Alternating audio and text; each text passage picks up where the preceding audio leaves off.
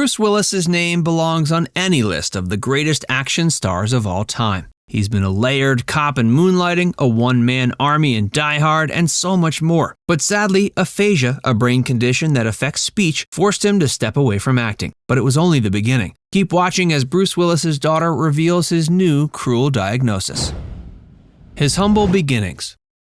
In 1984, Bruce was an ex-bartender from New Jersey. He'd only ever had a small role in Miami Vice. ABC execs were trying to cast David Addison, the lead in the TV comedy drama Moonlighting. Despite his lack of experience, creator Glenn Gordon Caron wanted Bruce. The other execs were more interested in trying to find a major name to pair with rising star Sybil Shepherd. Luckily for Bruce, there was a female exec in the room who preferred him because he, quote, looked like one dangerous fuck. Bruce got the part and, like many of his others, managed to make it layered. His version of David Addison was a proud sexist who enjoyed working with a female boss, a common yet cultured man with a powerful wit, hard yet kind, and one could go on. His grating voice, receding hairline, and romantic tension with the female lead also made the show a success. Once that show was over, Bruce set his sights on the silver screen. He earned several roles in films, but the most famous of all, and the one that made him a household name, was John McClane in the Die Hard franchise. It was pitched to studios as Rambo in an office building.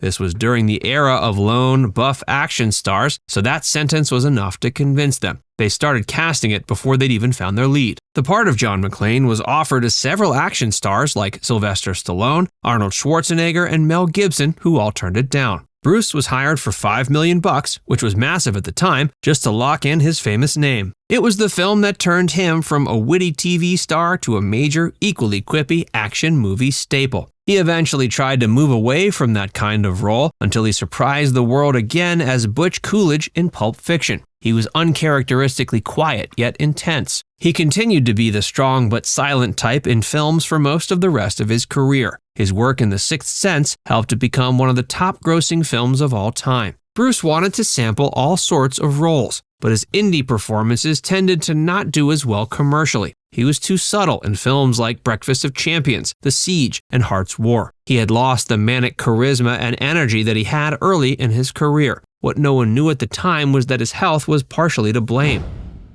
The decline of his career.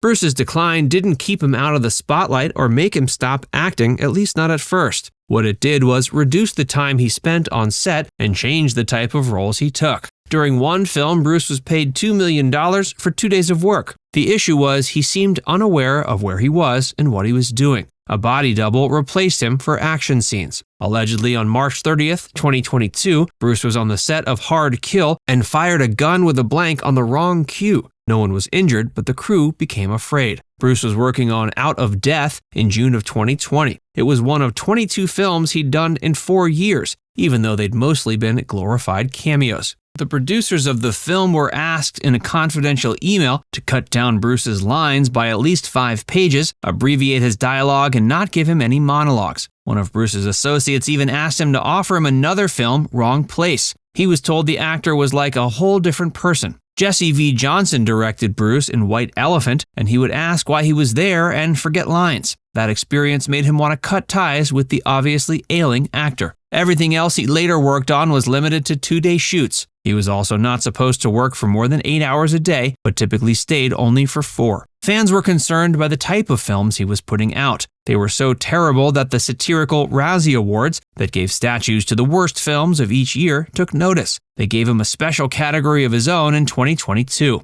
Even that didn't reduce his demand. He'd been placed prominently on posters, even if he was barely in the films. He kept securing roles and earning production deals. His team was telling him what to say through an earpiece or read lines so he could repeat them. His family emphasized in the announcement of his retirement and diagnosis of aphasia how much he had loved his career. He refused to stop until he literally couldn't go on, just like the action characters he was famous for. His past health problems and support from his friends.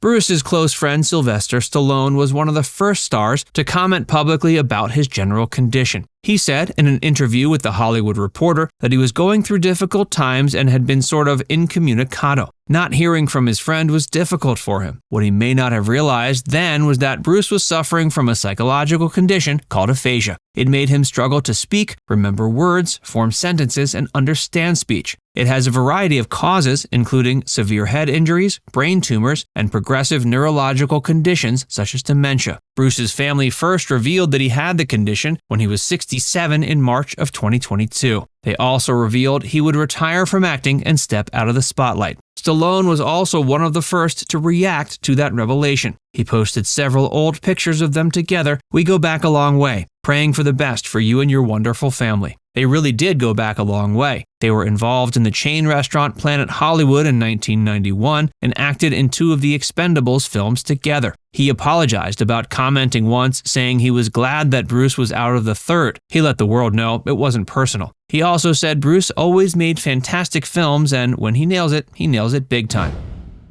The cruel new diagnosis.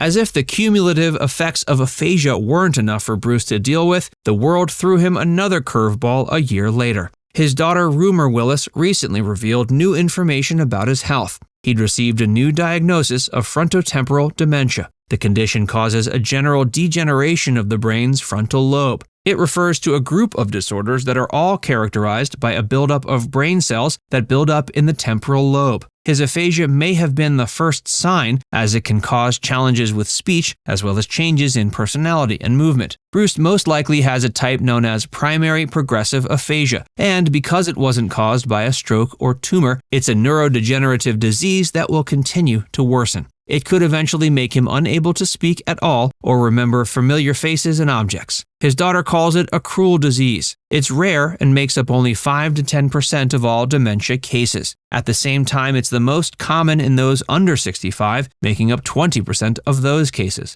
The family is grateful to have a clear diagnosis. Finding out that you have the disease can take years because the symptoms can be subtle and take time to notice. The cruel part is there's no cure. One of the few effective treatments is speech therapy that also teaches them to speak non-verbally. Bruce's family hopes for any media attention they get from his disease to increase awareness about it. They believe he was a man who believed in speaking up and would want to tell the world about it if he could.